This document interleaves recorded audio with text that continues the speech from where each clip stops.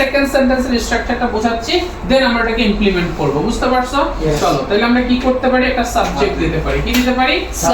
Subject. এখন কথা হচ্ছে সাবজেক্ট তো আমরা দেখলাম যে এই টাইটেলটা হচ্ছে সাবজেক্ট, তাই তো?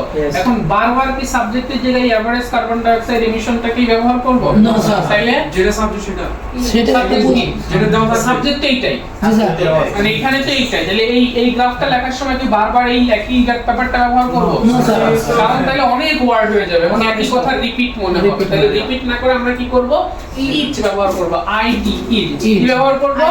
তাহলে প্রথম সেন্টেন্সের প্রথম বাক্যটা সাবজেক্ট টাইটেলে যা থাকবে তাই লিখব। এরপর থেকে কি দিব? সাবজেক্ট যত জায়গায় আমি এখন স্ট্রাকচারে যত জায়গায় সাবজেক্ট লিখব তুমি সব জায়গায় ইট দিবা। বুঝতে পারছি? IT it, right. আর প্রথম সেন্টেন্সে কি দিবা? টাইটেল। গ্রাফের যে টাইটেল থাকবে সেটা দেবা কোথায়? প্রথম সেন্টেন্সে। বিস্তারিত জানতে ভিজিট করুন আমাদের ওয়েবসাইট www.global.edu.bd অথবা কল করুন আমাদের হটলাইন নম্বরে 01814 565656।